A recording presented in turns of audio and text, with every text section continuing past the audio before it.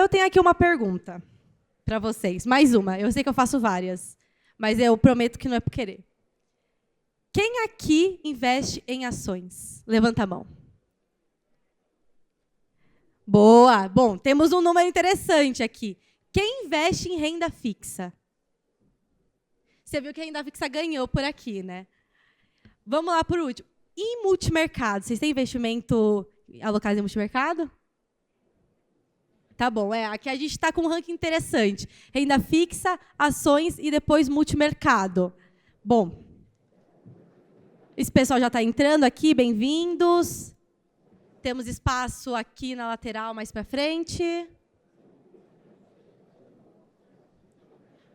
Boa, gente. Eu vou começar chamando o moderador para o palco. Gabriel de Macedo, presidente do IntelliFinance. E com um highlight importante. Esse é o segundo ano do IntelliFinance como liga parceira do Z Summit. Uma salva de palmas, por favor.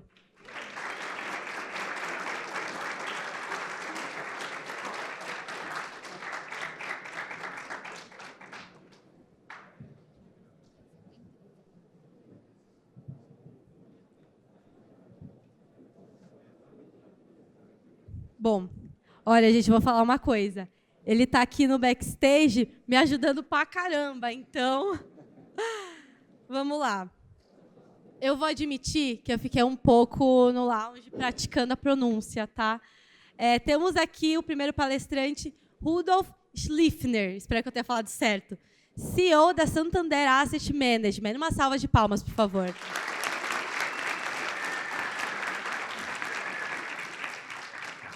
Ao longo de mais de 21 anos no mercado financeiro, sua trajetória profissional começou em 2003 com atuação na tesouraria do Bank Boston. Conta com passagens por diferentes áreas do Grupo Santander e atualmente é CEO da Santander Asset Management Brasil. Em 2006, ingressou na ABN AMRO Asset para atuar na distribuição de fundos de investimentos. Em 2011, passou para a área de Private Banking no Santander e tornou-se Chief Investment Officer, chique. Está na Santander Asset Management desde 2017, onde liderou as equipes de produtos, comercial, portfólio specialist e estratégia. Formada em administração, cursou Master in Finance Economics pela FGV. Gente, a maioria daqui é da FGV, eu estou dando muitos pontos para a FGV. E também Derivatives Market, BMF, pelo Instituto Educacional BMF. Este é o segundo ano consecutivo de Rudolf no Z Summit, o segundo ano consecutivo do Santander como patrocinador. Uma salva de palmas, por favor.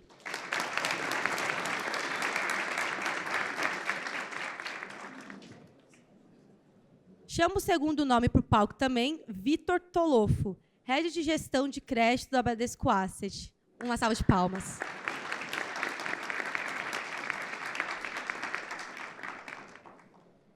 Vitor ingressou na Bradesco Asset Management em 2017 como gestor de crédito privado.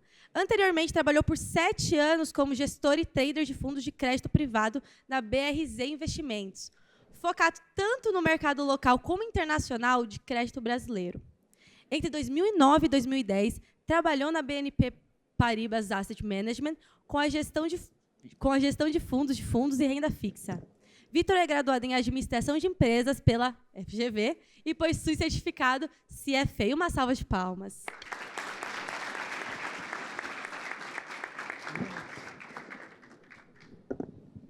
Por fim, mas não menos importante, Guilherme Maia, membro da Gestão do Opportunity Income. Uma salva de palmas.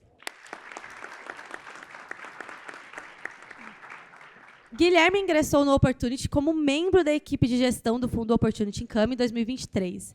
Atuou anteriormente no MSAF Co., Banco Votorantim e Trafalgar Investimentos.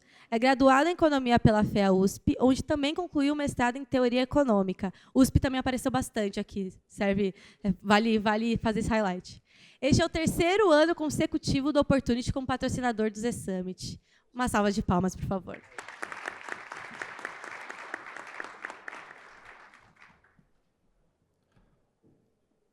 Bom dia a todos. Bom dia. É um prazer estar aqui. Você citou que a FGV apareceu bastante, a USP também. Espero que daqui a alguns anos o Intel também apareça mais.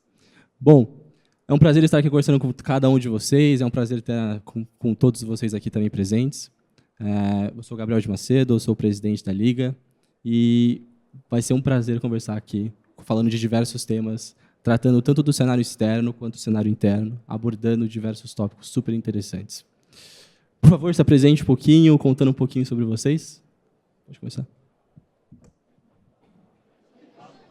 Bom, pessoal, bom dia a todos. Muito legal estar com vocês. Eu sou formado pela GV, como a mestre de cerimônias aqui introduziu. Estou no mercado desde 2009. Acho que aqui é um momento muito importante, muito bom estar com vocês. Vocês são acima da média por estarem procurando esse tipo de informação. Hoje no mercado a gente precisa de profissionais e precisa de investidores futuros, né? Às vezes vocês vão seguir por outras carreiras, empresas que se interessem por investimentos, conversem com suas famílias, com seus amigos sobre isso abertamente desde o começo, né? Hoje eu tenho 2 filhos, então é um tema que eu gosto de pensar sobre. E isso vai acontecer no momento que eles também estiverem na faculdade. Tomara que eles procurem também a fonte de informação que vocês estão procurando hoje. E eu fico muito feliz aqui em poder comentar um pouquinho sobre o mercado que eu gosto muito, que é crédito privado. Legal. Primeiro, agradecer a Sofia pelo esforço dela em falar o meu nome. Talvez essa seja a parte mais difícil aqui da nossa palestra. Como ela colocou, eu tenho mais de 20 anos de experiência no mercado financeiro, o que me deixa aqui me sentindo, olhando para vocês, com uma sensação de ser bastante velho, mas eu vou tentar traduzir isso em experiência e esperar aqui trocar bastante com vocês, e não só falar, mas também aprender. Para mim é um prazer estar aqui hoje. Olá, pessoal. Bom dia. Obrigado pelo convite, maneiro demais ver o Summit cheio assim, um sábado, dia bonito como hoje. E, bom, eu sou do Opportunity, um fundo que chama Global Income. Nosso foco é bastante macro e operamos juros de forma global. E a ideia é a gente poder trazer um pouco disso, discutir aqui. É legal que a gente tem áreas bem diversas aqui no painel. Acho que vai dar uma discussão boa. Obrigado pela presença de todo mundo. Ótimo. Guilherme, vou começar com você. Na última vez que os Estados Unidos impuseram tarifas sobre o mundo, o Brasil se beneficiou muito diante disso, ajudou muito nossa balança comercial, exportando ainda mais soja e outros elementos dentro da economia. Eu queria saber se, entre esse cenário atual dos Estados Unidos impondo tarifas no mundo inteiro, a gente saiu na quarta-feira agora, você acredita que o Brasil vai se beneficiar diante desse cenário? Você acredita que o mundo vai se beneficiar diante desse cenário? Como é que você está observando essa movimentação? Olha, a primeira coisa que eu diria é que o mundo certamente não vai se beneficiar desse cenário, né? Imagino que vocês tenham acompanhado nessa semana o Liberation Day, né? Então a situação é muito fluida ainda. O que a gente tem de concreto é que o anúncio feito pelo Trump de medidas tarifárias, esse anúncio foi muito mais amplo e agressivo do que se esperava. Eu acho que de forma bem geral, né? Então, uma coisa que é interessante, eu acho que ali no Opportunity, no nosso fundo, a gente olha bastante o mundo em painel aí, e é sempre de forma comparativa, né? Então, a sua pergunta, né, que é Brasil e competitividade, eu acho que a primeira coisa que a gente tem que considerar é que esse anúncio de tarifas ele não foi igual para todos os países, geografias, né? Então, a primeira coisa é essa, e aí tem alguns países que estão na ponta ali mais baixa de tarifa mínima, o Brasil é um caso deles. Então, assim, de forma imediata e relativa, a gente tem uma posição um pouco melhor. Agora, a gente tem que considerar também que eu acho que nesse contexto de tarifas, na verdade, o contexto amplo é uma guerra comercial em onde a gente tem 2 eixos principais, que são Estados Unidos e China, né? Tem a Europa ali no meio, também relevante, mas eu acho que dá para enxergar dessa forma. E eu acho que os países que a exposição a China versus exposição a Estados Unidos, eu acho que isso vai ser muito relevante também.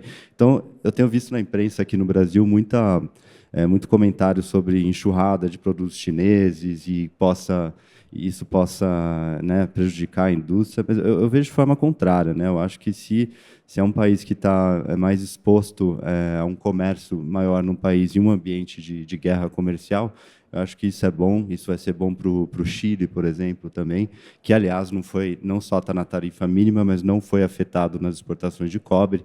Então, então acho que esse é o principal, né?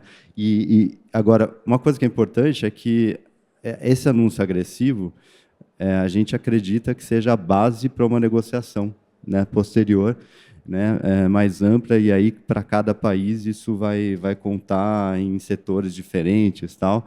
Eu acho que o Brasil entra nesse contexto também. Então eu acho que o Brasil no relativo, eu acho que a gente vai ter a conjuntura atual aqui, que é o problema inflacionário, o problema mais imediato, né? Eu acho que a gente, de forma geral, não vai ter tanto efeito assim em moeda. A questão de preços de commodities, na verdade, a gente está entrando num mundo com uma grande probabilidade de recessão, e isso segura preços também. Então, de alguma forma, isso acaba ajudando esse trabalho que precisa ser feito no Brasil de desinflação. Eu acho que, no final das contas, no net, é positivo. Tá? E, além disso, tem a complexidade de conseguir compreender o nível de tarifa que foi aplicada, né? A China, a gente não sabe se é aquele nível ou é somado ao que estava anteriormente. Então, tem muito uma complexidade também de entender o anúncio do Donald Trump. Exatamente. É muito, muito complexo. Vou citar para vocês aqui o caso do México, né? Vizinho ali dos Estados Unidos, e onde existe um acordo de livre comércio entre Estados Unidos, México e Canadá. É um país que ficou fora dessa medida de tarifa de reciprocidade, mas, por outro lado, tem uma tarifação sobre produção de veículos, né, que é a grande parte da pauta de exportação do México para os Estados Unidos, e também sobre itens que não estão sob esse acordo comercial. Só que isso tudo é muito complexo de medir. Então, por exemplo, um carro produzido no México que é importado pelos Estados Unidos, as peças, né, todo o processo produtivo, às vezes cruza a fronteira e volta umas 8 vezes. Então, assim, é difícil medir quanto que tem de produção ali, quanto que tem de próprio conteúdo americano. Né? Então, isso vai ser um motivo ainda para muita discussão. E isso, assim, estou citando um caso só, mas isso vale para muitos países aí também. Tá? Sim. Esse cenário externo ele consegue impactar muito o cenário interno dentro do Brasil. O cenário atual que a gente está vivendo é um cenário de taxa de juros muito alto, mas é uma atividade econômica muito forte. A atividade econômica muito forte leva o crédito a estar muito forte também. E, então, eu gostaria de perguntar para você, Vitor, quais são os principais indicadores que, dentro do Bradesco, vocês analisam para conseguir compreender essa parte de crédito? E, além disso, como você diferencia a análise de um crédito high yield e também de um crédito high grade? Como é que você faz tanto essa parte de processos, análise em si? Perfeito, Gabriel. Dentro da Bradesco Asset, a gente tem uma metodologia própria, né? O nosso rating interno. O que é o rating? É uma classificação de risco. Ela pode ser siglas abecedário, né? Então a gente tem o AAA das agências internacionais, mas pode ser numérico, que é o nosso caso. E essa forma, né, de diferenciar as empresas, elas são mecanismos para você precificar corretamente o risco que você está incorrendo, né? Então, a gente chama o high grade das empresas de menor risco de crédito, o high yield daquelas que têm o maior retorno, né? Todo mundo é high dentro do crédito, precisa encontrar se é grade ou de retorno, né? High yield. Ninguém quer ser low, nada. Então, isso é uma barreira importante, porque os investidores, né, e eu acho que é uma evolução que a gente viu dentro do mercado brasileiro, acompanhando o mercado global. Hoje a gente consegue oferecer para os investidores uma plataforma completa de investimentos, seja high grade, baixo risco de crédito, seja de high yield, grande retorno. E o que a gente fala aqui no Brasil, né? Eu estava até mesmo trazendo um anedótico aqui, eu estava com o presidente da FIT, ele falando assim, cara, como que vocês fazem aqui no Brasil para avaliar o que é high yield? Vocês são high yield, né? O Brasil é double B, então, na escala global, abaixo de triple B, você é um high yield. E aqui, principalmente no mercado de capitais, que está em plena evolução, né? Quando eu comecei minha carreira, eu negociava 1 milhão por mês em 2009 no mercado secundário. Hoje a gente faz quase 4 bi por mês. Então, esse mercado em evolução, ele preza ainda por distinção por taxas. O que é high yield normalmente vai falar de CDI mais 4, CDI mais 5. O high grade, CDI mais 1, CDI mais 1,5. Né? Então, são essas características principais que vão diferenciar o crédito. E quando eu falo desse 1,5%, 4%, são adições ao risco soberano. E como o Gabriel falou, a gente está vivendo num ambiente de alta taxa de juros. Então, o crédito privado no Brasil está chamando a atenção de todo mundo. Por quê? Porque você já passa da base do governo, pagando seus 14%, 25% e 15% em algum momento do tempo nesse ano, mais um prêmio de crédito. Então, esse é o contexto que a gente faz. A gente tem um rating próprio para analisar cada uma das operações que a gente coloca dentro do nosso portfólio. E a gente sempre começa pensando em todos os sentidos, né? Seja high grade ou seja high yield, na geração de caixa, seja na geração de caixa daquela companhia, daquela estrutura de crédito, daquela operação que vai ser descontada e vai pagar em algum momento nos próximos 30, 60 dias. Né? Então, o mercado de capitais hoje consegue abarcar tudo isso. Então, a gente faz a fluxo de caixa, geração de caixa, a gente vai discutir caráter, a gente vai discutir o histórico de pagamento daquela empresa, o setor onde ela está inserida, e, por fim, a gente também discute quais são as cláusulas daquele contrato. Eu tenho uma entrevista que eu faço, que é um roteiro que eu vou passando, quando eu estou contratando pessoas para o meu time, eu passo por isso. Né? Por quanto tempo você quer o dinheiro emprestado? Qual que é o prazo? Quanto que você quer me pagar de empréstimo? Qual que é o volume financeiro? Quais são as condições de garantias que você vai me dar para eu ficar confortável nesse cenário de emprestar o dinheiro? E quando a gente está dentro do high grade, a gente vai olhar muito mais os aspectos qualitativos, vamos ter um rate e vamos precificar isso.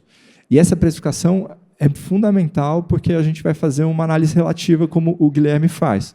Né? A gente vai olhar para o lado, Suzano está pagando quanto, Localiza está pagando quanto, Petrobras está pagando quanto. Quando a gente muda para o high yield, a gente começa a falar muito mais de retornos absolutos. Essa estrutura de garantia, essa operação que eu estou analisando para colocar dentro do meu balanço, faz sentido? Ela se paga? Se eu perder o dinheiro, quanto que eu vou recuperar? E disso, dentro de um portfólio, a gente vai fazer uma média onde a gente, beleza, eu tenho 100 empresas aqui no meu portfólio high yield e posso perder talvez uma ou duas. Isso vai me dar 1 ou 2% dentro do portfólio e vai me descontar daquela taxa de CDI mais 5 e eu vou ter um retorno de CDI mais 3 dentro de um ano. Quando a gente vai falar do high grade, a gente não pode perder. Basicamente, essa é a diferença. E a gente precisa fazer os valores relativos para que aquele portfólio, mesmo com uma taxa talvez um pouco comprimida, renda com ganho de capital acima dos seus pares, né, do mercado que é bastante competitivo, esse mercado que a gente vive no nosso dia a dia aqui. Incrível. Rudolf, se tem uma palavra que está definindo o cenário do Brasil internacional, seja Estados Unidos, zona do euro, China, Japão, qualquer local dentro do mundo, essa palavra é incerteza. Dentro da data do Copom, a palavra mais citada foi incerteza. No FOMC também foi. Incerteza é a palavra que está rodando o mundo hoje.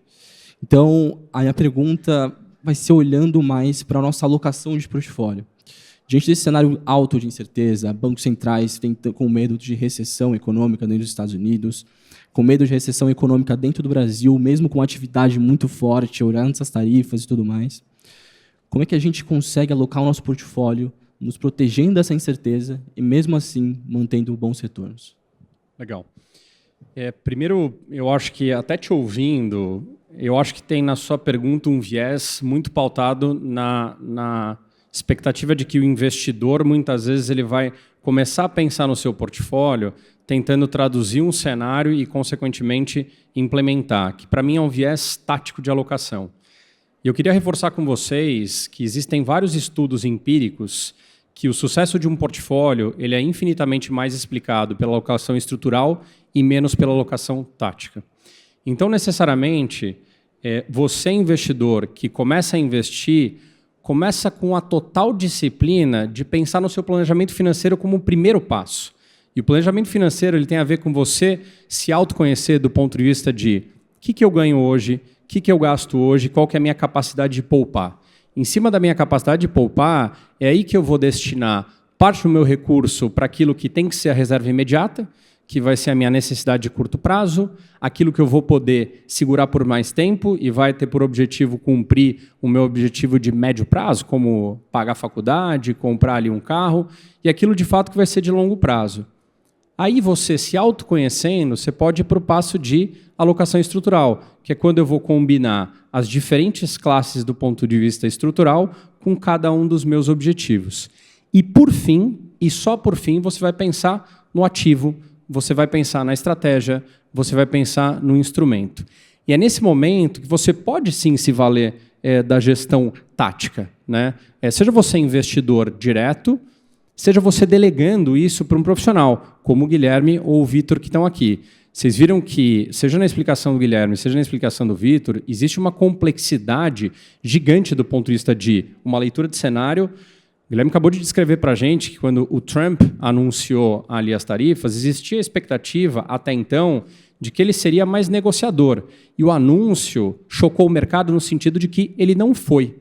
E o mais interessante é que, por mais que tenha tido esse choque do ponto de vista de mercado, o que a gente viu no dia seguinte? Commodity desabando, bolsa lá fora caindo. O que historicamente deveria acontecer com o dólar aqui? Alguém se arrisca? Deveria subir. E o que aconteceu com o dólar? Ele caiu, né? E por que ele caiu? Eu não sei se vocês já ouviram falar na teoria do dólar smile, né?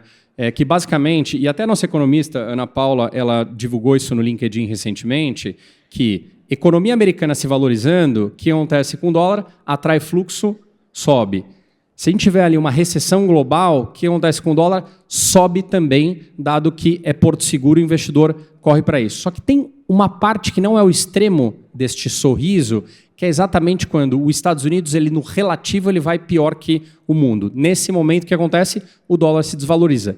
Nesse primeiro dia, aconteceu exatamente isso, que era pouco intuitivo. No dia seguinte, quando a China retalhou, aí, de fato, a expectativa de uma intensidade ou intensificação dessa guerra comercial fez com que entrasse mais no preço a questão de recessão global. E aí, de fato, você teve um sell-off generalizado e impacto do ponto de vista de ativo de risco, e aí o dólar em si se valorizando como porto seguro. Pensa no investidor tendo que manejar o seu portfólio e se adaptar a isso. E aí nessa parte, ou seja, terceira, é muito bom você contar, por exemplo, com profissionais como o Guilherme, que podem sim fazer essa leitura de cenário e se adaptar e suavizar risco do portfólio para passar por um momento de incerteza como esse e depois entender se de fato o Trump está sendo mais negociador ou se a gente vai caminhar de fato para uma recessão e aí sim se posicionar. Ou como o Vitor colocou aqui, vocês pegaram no discurso dele o nível de detalhe que existe por trás da compra de um crédito, né? E para mim o investimento no crédito, no portfólio do cliente, ou do investidor, perdão, ele tem ali um lado muito bom e um lado muito perverso. O crédito, ele praticamente, hoje, apesar do mercado ter desenvolvido, ele tem pouquíssima volatilidade. E aí o que o investidor olha? Poxa, eu estou tendo aqui um retorno bastante atrativo, como ele citou que muitas vezes paga acima do CDI, sem ali volatilidade, o que mascara, de fato, o risco de crédito por trás. E aí quando você tem eventos de crédito que contaminam o mercado, como a gente teve há não muito tempo Americanas, e aí o investidor descobre que, de fato, existe um risco de crédito por trás. Por isso, você escolher bem o instrumento e poder contar, por exemplo, com um profissional que faz essa análise mais profunda, do ponto de vista de portfólio, faz bastante sentido. Então, para mim, a forma de você mitigar o que você colocou, que é a palavra de incerteza, é você, de fato, ter essa disciplina do ponto de vista de planejamento financeiro, você ter essa disciplina de alocação estrutural e você, de fato, entender que existem meios de você fazer o investimento que contam, inclusive, com gestão profissional, que podem mitigar essas incertezas e esses riscos que são bastante complexos do ponto de vista do nosso mercado. Vitor, eu quero voltar para você para poder conseguir abordar uma questão do crédito privado. Cenário de juros altos, cenário de expectativa de inflação desancoradas, a gente tem essa palavra novamente voltando à incerteza. Nenhuma empresa quer emitir dívida, ninguém quer emitir dívida, ninguém quer comprar nada. Quais são os principais desafios hoje que vocês estão enfrentando para poder conseguir montar um portfólio de crédito privado? E em um cenário de ambiente complexo atualmente? Perfeito, Gabriel. Acho que você tendo aqui vocês uma visão bastante completa do como se monta um portfólio, né? Acho que o Rudolf trouxe essa visão de asset class que é muito importante. E o que a gente está vivendo no Brasil hoje, por conta dessa alta taxa de juros, é um influxo para a classe de crédito muito alto, né? Então, o ano passado, pela nossa amostra, foram mais de 300 bilhões de reais, né, de entrada de recursos. Isso está saindo do Guilherme, está saindo das classes de ações, multimercados, até mesmo renda fixa, que está tendo um pouco de volatilidade, nada muito forte, mas está indo para o crédito, por conta dessa baixa volatilidade percebida, né? Não sei se vocês acompanham tanto no detalhe, mas dezembro foi um mês que as cotas oscilaram ali dos fundos de crédito. A gente teve uma abertura que, eu brinco nos grupos dos gestores, a gente sofreu aqui um sell-off de Ibovespa, né? Porque foram 60 bases de crédito de abertura em um único mês. Esses fatores, né, o que eu estou trazendo aqui, é um pouco dos nossos desafios de fazer uma boa seleção, né? Você ter toda essa pressão de eu quero crédito, o crédito vai salvar minha vida aqui. Não é. Talvez, nesse momento, os portfólios estejam sobrealocados em créditos, mas a gente não pode esquecer que tem um asset class, né? Como o Rudolf bem pontuou, você tem que ter ações dentro do seu portfólio, você tem que ter multimercado dentro do seu portfólio, investimento no exterior, que talvez esteja com promoção agora, mas a gente tem que pensar nesse asset class e pelo meu lado, né, o meu sofrimento é fazer boas escolhas com a pressão dessa entrada de recurso. Quando a gente fala lá fora da dot-com bubble de 2001, né, todo esse recurso que entrou lá para o mercado de dot-com, a gente sofre isso também no crédito, só que é menos percebido, né? Porque você tem a taxa de juros está alta, o spread está pagando um pouco acima, mas a gente, né, e o que eu prezo muito esse ano é a seletividade. É você conduzir todo esse influxo, toda essa demanda de crédito e passar sem problemas para os nossos clientes. Você pensar, né, é um termo bastante técnico, que é o drawdown, né, quanto que a cota cai, né, e você pensar sobre isso, ter métricas de acompanhar o seu portfólio como isso, nisso, né, é muito importante, porque a gente está num período onde as empresas não querem dinheiro, não querem, só estão fazendo trocas, rolagens de dívida. Por quê? Porque não tem investimento no Brasil. 14%, 25%, 15%, ninguém quer investir, né? Então, você tem uma disputa por custo. Hoje, eu sou um custo para as empresas. Mas, se você pensar no longo prazo, o crédito é um stakeholder importante. Ele faz parte do walk das empresas, né? Você tem lá seu KE, o KD, e cada um com uma participação importante dentro do balanço equilibrado dentro das empresas. E hoje a gente tem sofrido muito por uma disputa de custo, que as empresas só estão tentando deixar mais eficiente os seus balanços. Então, nesse cenário de taxa de juros elevadas, o cenário de incerteza que a gente está vivendo, o cenário mais incerto ainda do que a gente está vivendo desde quarta-feira com essa política do Trump, a gente preza muito por seletividade nesse momento onde a gente está fazendo uma transição de muita demanda por crédito para um momento onde a gente vai ter taxas de juros mais estáveis, né, mais acomodatícias do que a gente está tendo hoje, né? Falar de juros real de 10% é muito restritivo, né? Então, hoje, esse é o momento que a gente vive, mas a gente trabalha para fazer uma boa gestão, não ter surpresas dentro do portfólio e fazer essa travessia para um mundo mais normal, um mundo onde juros não seja tão alto e as outras classes também permeiem o portfólio estrutural de forma mais recorrente, né? Então, acho que esse é um pouco do que a gente está vivendo, bastante incerto, mas são os nossos desafios de alocação de gestão. Ótimo. Guilherme, eu queria voltar para você agora, falando um pouco da sua estratégia dentro do fundo. A sua abordagem ela se destaca justamente para conseguir olhar as taxas de juros globais e olhar países desenvolvidos, subdesenvolvidos também. Eu queria saber como é que as variações na curva de juros global, como é que elas impactam diretamente nas questões de investimentos no Brasil, né? E como é que a gente pode utilizar também essa questão dessa análise da variação da curva de juros para tomar uma decisão de investimento? Legal. Eu acho que tem uma distinção que seria legal fazer aqui, vai ser útil, acho, para todo mundo enxergar os mercados. O mundo do Vitor aqui, né, que é o crédito privado, então uma empresa vai emitir dívida e tem toda uma complexidade de você analisar o risco dessa empresa. E, além disso, tem o risco que é aonde essa empresa está operando. No caso, se é uma empresa brasileira, tem todo o risco do mercado de juros no Brasil, que vai afetar também as condições básicas para essa empresa, né? E aí, eu acho que é útil essa distinção, porque, no meu caso, né, a gente ali no Opportunity Income, a gente só opera juros soberanos, né, juros de países. Então, a gente opera em 12, atualmente 12 geografias diferentes, e o que a gente está analisando é essa condição macro básica, né? Agora, a questão... então, o que eu acho que outro conceito que seria legal também a gente falar, eu gosto de pensar num painel, né? Então, eu imagino que bastante gente aqui já tenha feito econometria ou já tenha ouvido falar, né? Então, quando a gente faz uma estimação aí de um modelo em painel, a gente está analisando duas dimensões, né? A temporal e entre empresas, países, tal.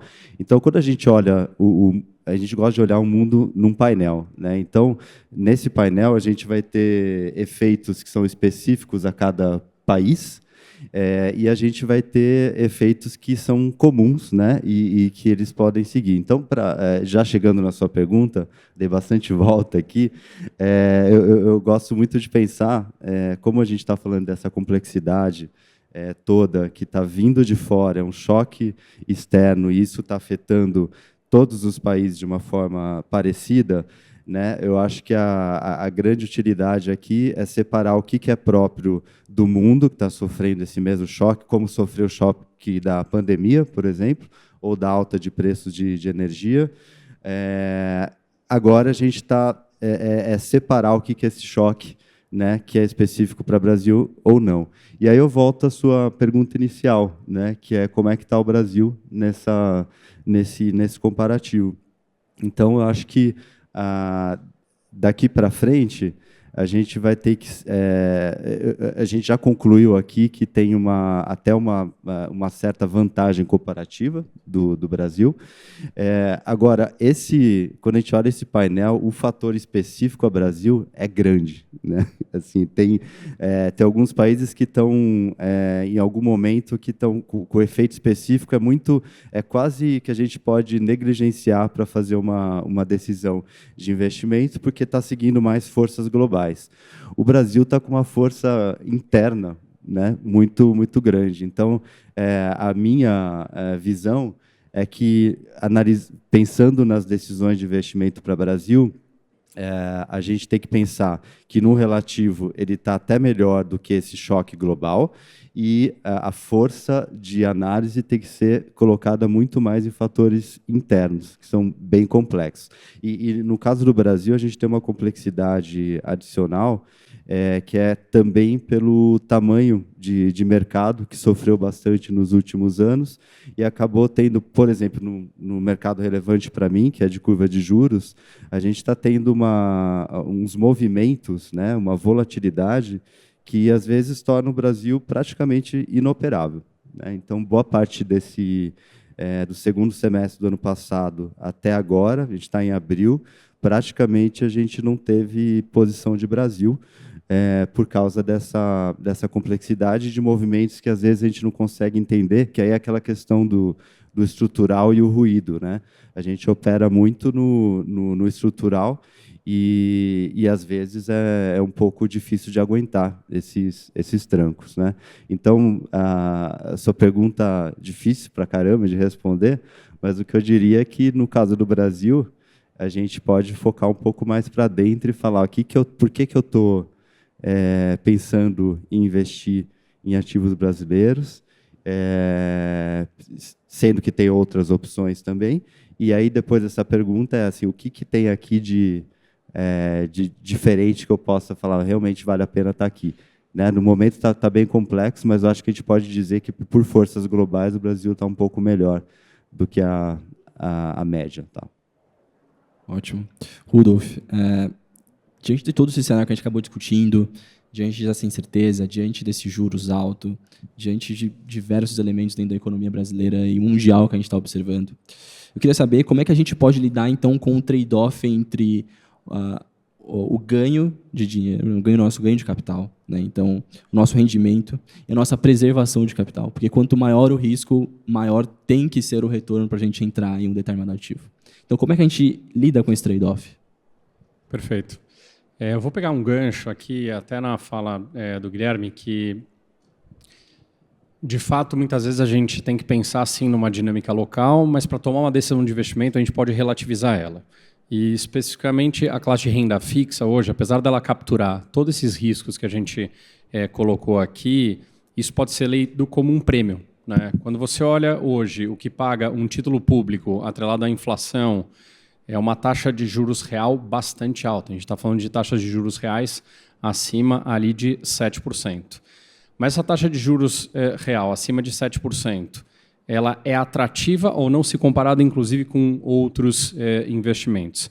Se a gente olha o Treasury 10 anos contra ali o pré-10 anos, a gente está chegando muito próximo de um diferencial de juros que foi o high histórico, próximo ali do que foi 15, 16.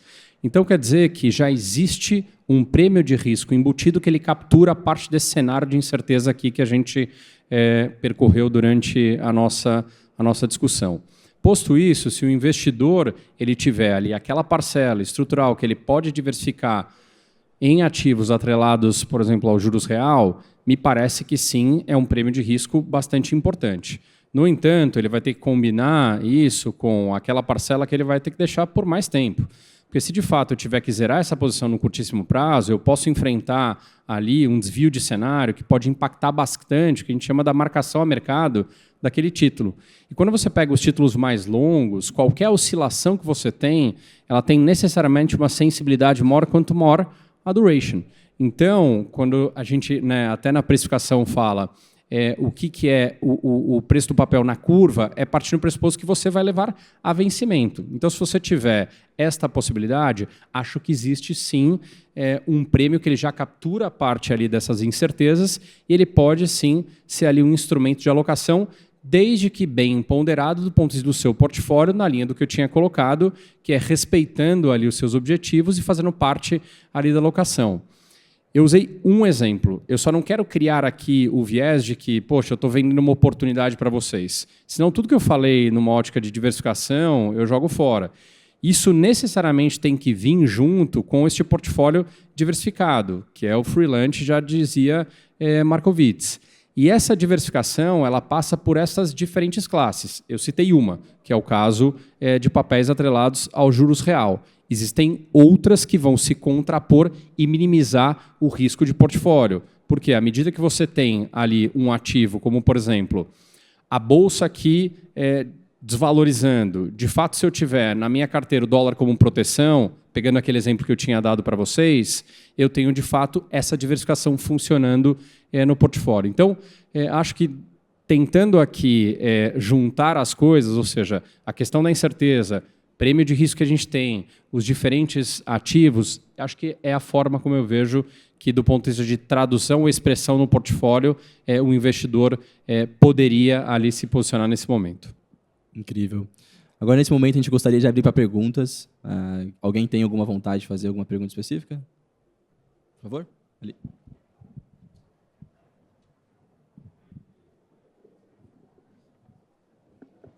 Oi, meu nome é Davi. Eu queria, assim, vocês falaram muito sobre a questão da diversificação. Eu queria abrir um pouco sobre a diversificação internacional. Como que seria o movimento de fazer ela num momento de tanta incerteza, principalmente em relação ao mercado americano, que talvez seria a porta mais fácil de entrada? Eu posso pegar aí, vocês complementam. Vou te falar e te responder até com base no cenário que a gente tinha, como que a gente estava expressando esse cenário nos portfólios. A gente tinha um cenário mais construtivo para o cenário global, partindo do pressuposto que os Estados Unidos iria desacelerar, em algum momento isso iria conter a inflação e, consequentemente, o Fed iria poder cortar juros a partir do segundo semestre. Somado a isso, a gente tinha um cenário de Brasil que era um pouco mais desafiador do ponto de vista estrutural, porque a gente tinha o Banco Central aqui aumentando juros, a gente tendo ali incerteza do ponto de vista fiscal, posto isso, a gente estava um pouco mais conservador aqui na Bolsa. Março pegou exatamente esse cenário que eu te falei e foi o contrário, né? Como que a gente se defendeu em relação a esse cenário? Exatamente posicionando a carteira, principalmente lá fora, de uma maneira mais diversificada, onde os Estados Unidos, que tinha uma relevância muito grande, olhando principalmente o ano passado, a gente estava num trend muito apoiado na questão de destravar valor, principalmente através do setor de tecnologia. Quando a gente começou a ver um risco maior da questão das tarifas, mesmo que ainda no ambiente do Trump negociador, a gente falou, poxa, talvez os Estados Unidos ele perca um pouco de peso versus o que ele tinha. Somado a isso, a Alemanha anunciou um pacote do ponto de vista de estímulo bastante grande. E aí foi quando a gente começou a ver no mercado uma rotação setorial. Então, quando você pensa num portfólio global, o que a gente fez do ponto de vista de ajuste ainda desse cenário mais construtivo que a gente tinha para a Bolsa lá fora? A gente diminuiu um pouquinho dos Estados Unidos, aumentou um pouco de Europa, e isso, mesmo que o cenário tenha sido contra ali o nosso call, ou seja, as bolsas lá fora, principalmente a americana, em março foi muito ruim, minimizou, porque você teve essa rotação setorial que, de fato, ali ela acabou beneficiando, seja ali Europa, seja emergentes. E, no nosso caso, essa diversificação funcionou. Além disso, a gente tinha ali uma posição de juros que contrapôs esse movimento da Bolsa. Então, foram ali formas que, lá na Asset, a gente encontrou de mitigar parte, inclusive, do cenário que se concretizou em março, diferente do que a gente esperava. Bom, no nosso ambiente, eu acho que eu poderia explicar uma diversificação da seguinte forma, né? Como a gente olha curvas de juros, a gente sempre está seguindo ciclos monetários, né? São as decisões de bancos centrais e ciclos econômicos e monetários, decisões de juros. Então, uma forma de diversificação é justamente identificar países que estão em momentos diferentes desse ciclo monetário. Então, por exemplo, a gente tem países que ainda fizeram... a gente está vindo, né, de um mundo onde todo mundo subiu juros e para controlar a inflação, e a gente foi para o movimento de queda de juros, dado o controle da inflação e o risco de muita desaceleração de atividade econômica. Alguns países ficaram para trás nesse processo e tem um juro real ainda muito alto. México é um deles. Outros já avançaram tanto no processo que, com esses novos choques, a gente começa a pensar, espera aí, será que eles vão conseguir ficar ali nesse juro mais baixo ou vão ter que subir de novo? É o caso de Chile, é o caso de Suécia, de República Tcheca, por exemplo. Então, a diversificação no nosso mundo aqui de curva de juros passa por essa identificação do momento de ciclo monetário, tá?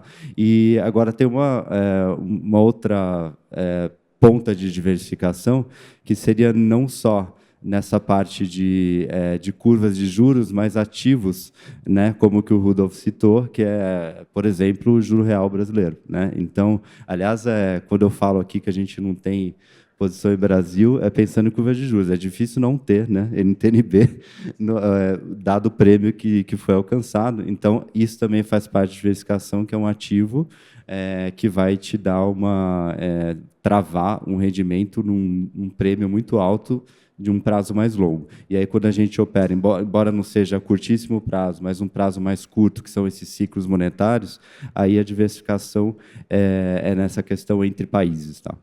E, Davi, deixa eu colocar um ponto que a gente comentou bastante aqui. O primeiro passo para você colocar a diversificação internacional em prática, no seu portfólio pessoal, tudo mais, de novo, remete à asset class, à estrutura bem montada. Lá fora, o 60-40, que é 60% em S&P e 40% em Treasury, é uma forma de diversificação bastante eficiente, principalmente quando a gente olha para o longo prazo, né? Então, os seus primeiros passos, se você quiser dar, é o mais simples. Comece aí. Você vai aprendendo, vai ficando mais interessado, vai ter NVIDIA lá dentro, você não precisa ser só NVIDIA dentro do seu portfólio, Meta, que são os estoques quentes que estavam nos últimos 12 meses.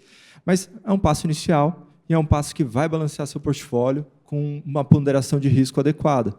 S&P caiu, o Nasdaq está com quase bear market, 20% de queda. S&P caiu 10% em 2 dias. A Treasury balança isso, né? Contrabalança isso, né? Então, fechou 40 basis points. Então, você tem um ganho desse lado e você tem um portfólio que começa a ficar balanceado para o longo prazo, para você, de novo, pensando nas suas reservas, quando você vai colocar mais, e vai construindo um portfólio que vai te proporcionar, né? O endgame aqui é uma solidez financeira de longo prazo. Ótimo. Palavras finais? Palavras finais. Palavras finais. Palavras finais para o nosso plenário, por favor. Pode ser. Obrigado aqui, pessoal, por mais uma vez estar presente aqui nesse momento. Eu espero que tenha sido produtivo e a gente trouxe temas interessantes aqui para vocês montarem a carteira. Hoje, crédito privado está muito em voga, mas a gente precisa também pensar em outras classes e acho que hoje vocês estão no momento onde encontrar profissionais para fazer a sua gestão financeira é mais importante do que vocês tirarem o foco do capital humano que vocês têm. O capital humano de vocês que vai gerar riqueza, que vai fazer vocês serem diferentes no mercado e se destacarem no longo prazo. Então, parabéns por estarem aqui no sábado, se dedicando em escutar pessoas falando, trazendo novidades para vocês. E eu fico muito contente com esse momento aqui e poder palestrar para vocês. Obrigado.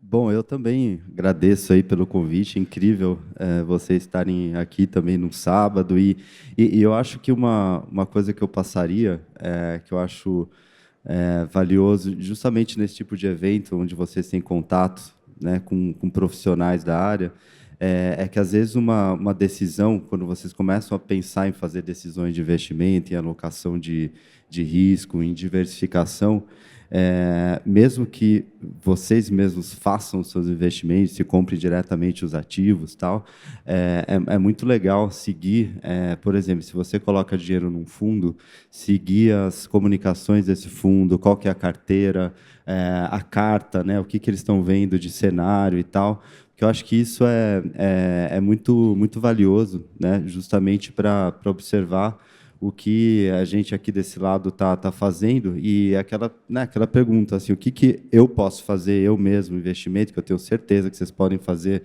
vários aí, com toda a base que vocês têm, e aonde que vale a pena né, colocar para outras pessoas fazerem, né? Por que existe, afinal, essa indústria de fundos, né? Por que a gente está aqui?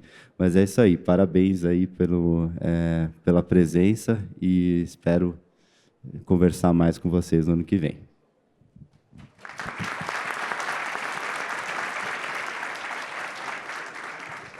Bom, o último ponto que eu queria comentar aqui para vocês, e quase que deixar como uma dica, usem o tempo a favor de vocês, porque hoje vocês têm essa variável, inclusive, infinitamente maior que a minha, né? E quer dizer usar o tempo a favor de vocês? Voltando para o tema que eu falei, pensem numa alocação em médio e longo prazo. Isso vai trazer dois fatores muito importantes. O tempo, ele é um importante diluidor de risco no portfólio para passar por essas oscilações como que a gente está passando agora, e não é fácil, porque de fato você tem que ter estômago para carregar um portfólio, principalmente no momento mais difícil. E segundo, tem uma variável chamada juros compostos, que ela tem um potencial para trabalhar por vocês, mas ela só funciona no médio e longo prazo. Então, tirem um pouco a ansiedade e no portfólio carreguem ele com uma visão de longo prazo e esperem.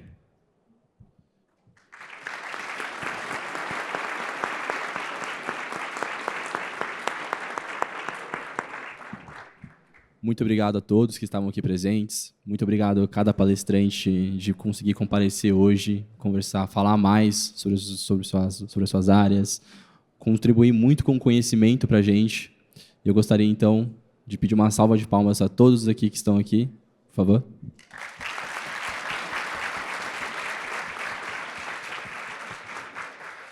E não esqueçam de seguir o The Summit e o IntelliFinance nas redes sociais. Muito obrigado. Obrigada mais uma vez.